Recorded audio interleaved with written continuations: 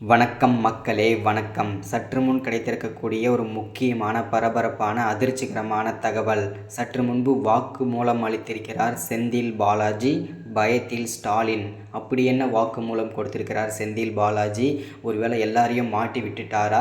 So இதை பற்றின என்ன தான் சொல்லியிருக்காருன்றதை இந்த வீடியோவில் தொகுப்பாக பார்க்க போகிறோம். ஸோ வீடியோவோட தொடர்ச்சியாக நம்ம பார்ப்பதற்கு முன்பு நீங்கள் நமது சேனலுக்கு புதிய பார்வையாளராக இருக்க வாய்ப்புகள் அதிகமாக இருக்கிறது. ஸோ மறக்காமல் நமது சேனலை சப்ஸ்கிரைப் பண்ணுங்கள். சப்ஸ்கிரைப் பண்ண உடனேயே பக்கத்தில் ஒரு பெல் பட்டன் வரும், அதை கிளிக் பண்ணி ஆளுன்ற ஆப்ஷனில் போட்டு வச்சுக்கோங்க. தொடர்ந்து நம்ம போடுற வீடியோ நோட்டிஃபிகேஷன் உங்களுக்கு வந்தடையும். அது மட்டும் இல்லாமல் வீடியோ பார்க்குற ஒவ்வொருத்தரும் சப்ஸ்கிரைப் பண்ணுங்கள், லைக் பண்ணுங்கள், ஷேர் பண்ணுங்கள், சப்போர்ட் பண்ணுங்கள். ஓகே, வாங்க வீடியோக்குள்ளே போகலாம்.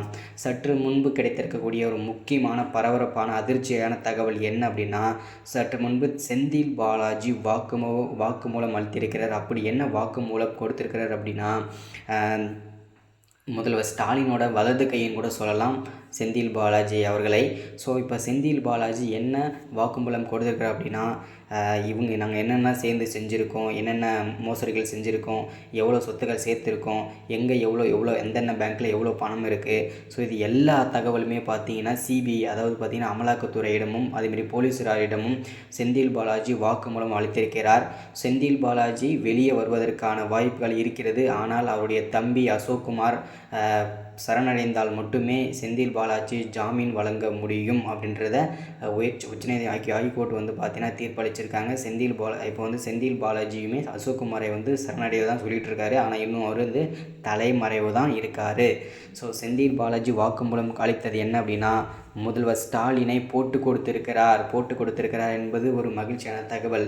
ஏன்னா பல்வேறு சர்ச்சைகளில் சிக்கிட்டு வரும் இப்போது 2-3 வாரங்களாகவே இந்த திமுகவின் முக்கிய பொறுப்பில் இருக்கும் முக்கிய புள்ளிகள் எல்லாருமே கைதாகிட்டுருக்காங்க. இப்போ ரீசெண்டாக பார்த்திங்கன்னா 2 நாளைக்கு முன்னாடி அமைச்சர் பொன்முடி பார்த்திங்கன்னா கைதாகினார். அவருடைய மனைவியும் பார்த்திங்கன்னா விசாலாட்சியுமே பார்த்திங்கன்னா 3 ஆண்டுகள் சிறை தண்டனை மற்றும் 50 லட்சம் அபராத தொகையும் விதிச்சிருக்காங்க. ஸோ இதனால் பல்வேறு திமுகவின் முக்கிய பொறுப்பில் இருக்கும் அமைச்சர்கள் எல்லாமே ஒன் பை ஒன்னாக கைதாகிட்டே தான் இருக்காங்க. இந்த நிலைமையில் பார்த்திங்கன்னா இன்னொரு இடி அப்படின்னு பார்த்திங்கன்னா செந்தில் பாலாஜி வாக்குமூலம் அளித்து முதல்வர் ஸ்டாலினை சர்ச்சையில் சிக்க வைத்திருக்கிறார் செந்தில் பாலாஜி அவர்கள். ஸோ செந்தில் பாலாஜி மீது கடும் கோபத்தில் இருக்கிறார் முதல்வர் ஸ்டாலின் அவர்கள்.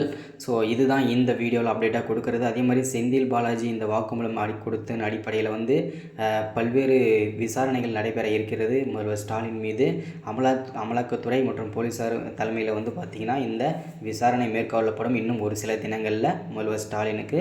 ஸோ தொடர்ந்து அப்டேட் பண்ணுறேன். தொடர்ந்து இணைஞ்சிருங்க. நம்ம சேனலை சப்ஸ்கிரைப் பண்ணாதவங்க பண்ணிக்கோங்க. தேங்க்யூ.